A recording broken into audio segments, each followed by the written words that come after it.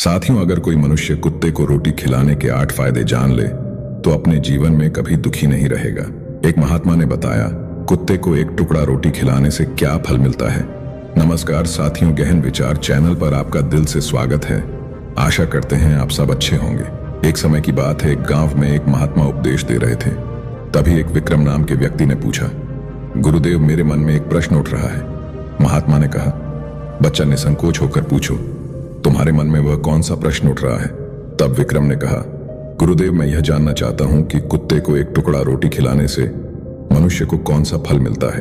तभी महात्मा ने कहा, कुत्ते को एक टुकड़ा रोटी खिलाने से मनुष्य को 8 फायदे होते हैं तथा जो भी मनुष्य इन फायदों के बारे में जान जाता है उसका जीवन धन्य हो जाता है और उसको जीवन में कभी दुखों का सामना नहीं करना पड़ता है।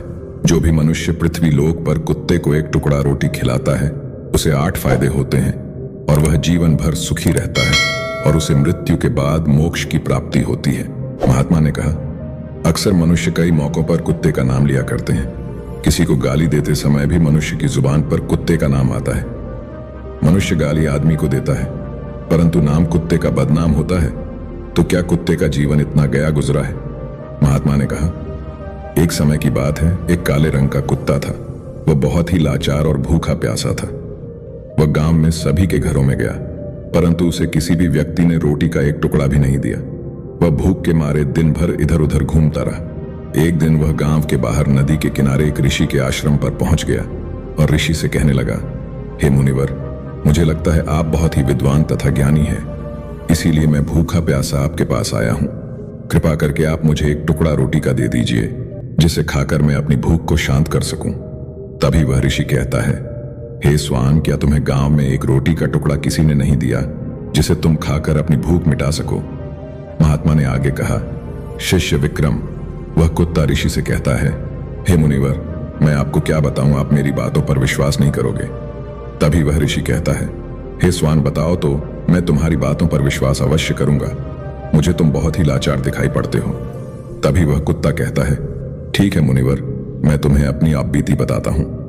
महात्मा ने अपने शिष्य से आगे कहा, कुत्ता ऋषि से कहता है, हे मुनिवर, दुनिया के लोगों, हम पर रहम करो। हमारा कोई घर नहीं होता है, कोई आसरा नहीं होता है, कमाकर खाना हमें नहीं आता है, हमें वस्त्र भी पहनने का ज्ञान नहीं है, इसलिए सर्दी गर्मी और बरसात में हम ऐसे ही घूमते रहते हैं। हमें पढ़ना लिखना भी नहीं आता। महात्मा ने कहा, वह कुत्ता आगे कहता है, हे मुनिवर, आपकी तरह हमें अनुशासन नहीं आता, हमें आपकी तरह बोलना नहीं आता, यह हमारा दुर्भाग्य ही समझिए, परंतु हमें आपकी तरह भूख भी लगती है, चोट लगने पर हमें आपकी तरह पीड़ा भी होती है, हमें आपकी तरह रोना भी आता है। बस इन्हीं 3 कामों में हम आपकी बराबरी करते हैं, इसलिए हम पर दया दिखाइए, हमें और कष्ट मत दीजिए। ईश्वर ने तो हमें वैसे भी कष्ट देकर ही भेजा है, ऊपर से आप लोग हमें परेशान करते हैं। हम आपकी तरह मनुष्य नहीं हैं, हम पराधीन जीव हैं। जब हमारा जन्म हुआ उस समय हमारे आंख कान बंद थे, कह नहीं सकते कि उस समय आपके जन्म पर जैसे नाच गाना होता है, बाजे बजते हैं, खुशी मनाई जाती है। हमारे जन्म पर भी यह सब हुआ होगा या नहीं? हमारे जन्म पर किसने खुशी मनाई होगी? हम जिस बिछौना पर थे वह रूई जैसा नरम तो था, सर्दी बिल्कुल नहीं लगती थी। मैं मन में सोच रहा था कि किसी बड़े घर में पैदा हुआ हूं, लेकिन जब हमारी आंख खुली तो मैंने देखा कि हमारी माँ, जिसे आप लोग कुतिया बोलते हो, वह अपने 5 बच्चों को छाती से चिपकाकर एक राख के ढेर में पड़ी थी। हम 5 भाई थे, बाकी 4 भाई तो लाल और भूरे रंग के थे। मैं अकेला ही काले रंग का था। सबसे छोटा मैं ही था, इसलिए कमजोर था। मेरी माँ हम लोगों के पास कम ही आती थी क्योंकि उसे भी अपने भोजन की व्यवस्था करनी पड़ती थी। यदि वह ना खाती तो हमें दूध कहां से पिलाती। उस एक माँ पर हम 5 भाई निर्भर थे।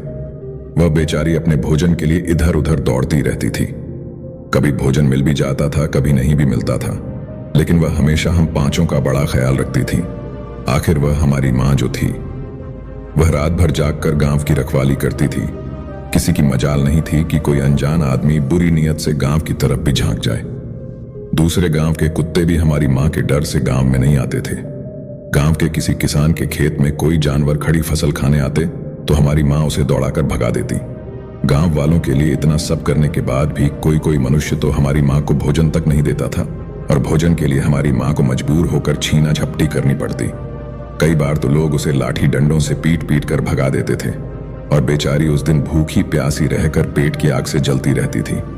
महात्मा ने कहा, वह कुत्ता आगे कहता है, हे मुनिवर, आखिर भूख तो हमें आपकी ही तरह लगती है, ऊपर से उसे अपने 5 बच्चों की चिंता भी लगी रहती। आखिर वह मां जो थी, भूख उसे चैन से बैठने नहीं देती और गांव वालों का भी उसे देखकर हृदय नहीं पसीजता था, तो उसे बेबस होकर उन लोगों के घरों में चोरी से घूमना पड़ता था। और खाने की कोई चीज मिल जाती तो उसे खाकर वह अपने पेट की आग बुझा लेती। कई बार तो लोग उसे खाने की वस्तु ले जाते हुए देखते तो लाठी डंडे लेकर उसके पीछे पड़ जाते। कुछ निर्दयी लोग तो कई बार उसे घर के अंदर बंद करके पीटते और हमारी मां का बुरा हाल कर देते थे। फिर वह कुत्ता ऋषि से कहता है, हे मुनिवर, हमारी मां ने किसी का क्या बिगाड़ा था? उसने तो सिर्फ अपने पेट के लिए भोजन ही तो चुराया था। चोरी करने का हमें कोई शौक नहीं है, पर पापी पेट हमें यह सब करने के लिए मजबूर कर देता है। एक दिन की बात है, बड़ी जोरदार बरसात हुई और ओले पड़े थे और ठंडी हवा भी चल रही थी। उस ठंड में ठिठुर ठिठुर कर हमारे 3 भाई मर गए। उस दिन हमारी मां बहुत रोई, लेकिन मनुष्य ने हमारी पीड़ा को नहीं समझा, क्योंकि उसके बच्चे थोड़े ही मरे थे। फिर वह कुत्ता कहता है, हे मुनिवर, अब हम सिर्फ 2 भाई रह गए। हमारी मां हम दोनों की अच्छे से देखभाल करने लगी। फिर एक दिन उसी गांव में ठाकुर साहब के घर पर दावत चल रही थी और अनेक प्रकार की मिठाइयां बन रही थीं। ठाकुर साहब के घर काफी मेहमान आए हुए थे। हमारी मां कुछ खाने की तलाश में बार बार उधर जाती, लेकिन लोग उसे दुत्कार कर भगा देते थे। किसी को उस पर इतना भी तरस नहीं आया कि एक रोटी उस बेचारी को खाने को फेंक दे। एक रोटी से उनका क्या बिगड़ जाता, मेरी मां बार बार वहीं जाती और वहीं खड़ी खड़ी देखती रहती। ठाकुर साहब के आंगन में दावत खाने का सिलसिला चालू हुआ। भोजन परोसा जाने लगा। मेरी मां भी वहीं जाकर पूंछ हिलाने लगी। खाना परोसने वाला आदमी जब किसी काम से भीतर गया तो मेरी मां दबे पांव रोटी लेने को चल पड़ी। फिर दूसरे आदमी ने मेरी मां को जाते हुए देख लिया तो चारों ओर से लोग चिल्ला चिल्ला कर उसकी तरफ भागे।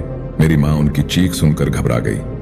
2-3 आदमी लाठी लेकर उसके पीछे बेरहमी से दौड़े। मेरी मां वहां से घबराकर भागने लगी, परंतु उसे वहां से निकलने का कोई रास्ता नहीं मिला, क्योंकि सामने से लोग लाठी डंडे लेकर आ रहे थे। तभी मेरी मां वहां पर जो लोग भोजन कर रहे थे उनको लांग कर निकल गई। महात्मा ने कहा, आगे वह कुत्ता कहता है, हे मुनिवर, मेरी मां अपने निकलने पर इतनी हैरान नहीं हुई जितनी कि उन लोगों को देखकर हुई जो वहां पर दावत खा रहे थे। वह सब उठकर खड़े हो गए और उन्होंने भोजन करना छोड़ दिया और कहने लगे कि कुतिया के लांग जाने के कारण भोजन भ्रष्ट हो गया है। सब एक दूसरे से विचार विमर्श करने लगे कि अब क्या किया जाए, खाना तो अब खराब हो गया। फिर ठाकुर साहब फूट फूट कर रोने लगे। कुछ लोग तो यह भी कह रहे थे कि भाई कुतिया के लांघने से भोजन खराब कैसे हो गया? उसने खाने में या लोगों की थालियों में मुंह थोड़ी डाला है, सिर्फ ऊपर से लांग कर ही तो गई है। और कहने लगे, शहरों में तो लोग कुत्ते को पालकर घर के अंदर सुलाते भी हैं और अपने साथ खिलाते भी हैं, तो इसमें कोई बुरी बात नहीं है। अगर कुतिया लांग कर गई है तो भोजन खराब नहीं हुआ है। लेकिन उनमें से कुछ लोग बड़े घरों से ताल्लुक रखते थे, उन्होंने एक भी नहीं चलने दी और कहने लगे कि भोजन तो भ्रष्ट हो गया है, यह हमारे खाने के लायक नहीं है। आखिरकार उन्हीं की बात मानी गई। अब तो वह सारा भोजन गरीबों में बांट दिया गया। उस दिन तो मेरी मां को खूब पेट भर के खाना मिला। ऐसा सुख उसने जीवन में कभी नहीं पाया था, लेकिन वह सुख उसके लिए बड़ी मुसीबत बन गया। वह भोजन करके वहां आराम से लेटी ही थी, उतने में वह ठाकुर डंडा लेकर वहां आ पहुंचा और उसे बुरी तरह से पीटने लगा। उसे बाहर भागने का भी कोई अवसर नहीं मिल पाया। डंडों की चोट से वह बुरी तरह से चिल्लाने लगी। उस दिन मां का विलाप सुनकर पत्थर भी पसीज जाता, पर उस निर्दयी ठाकुर को उस पर जरा भी रहम नहीं आया।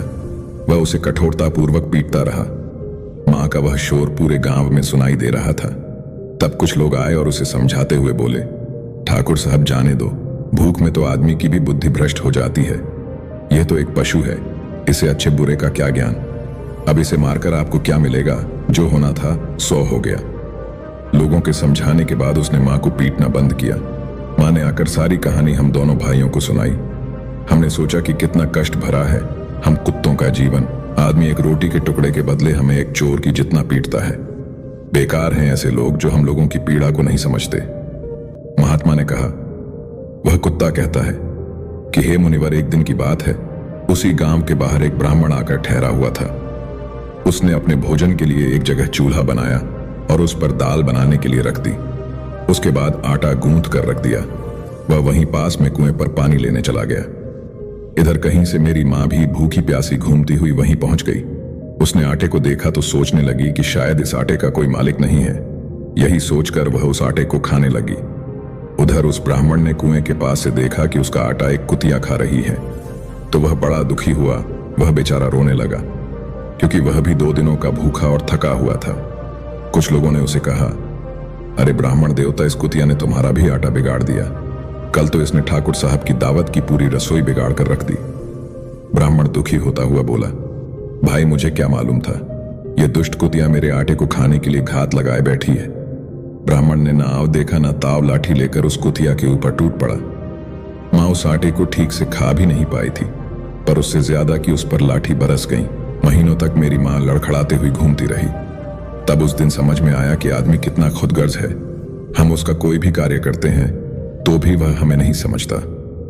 आगे वह कुत्ता कहता, हे मुनिवर, हमारी कमी यह है कि हम उन्हीं मतलबी इंसानों के अधीन रहना चाहते हैं जो हमें कष्ट देता है। जो हमें प्यार से खिलाता है, हम उसके कितने काम आते हैं मनुष्य को यह नहीं पता।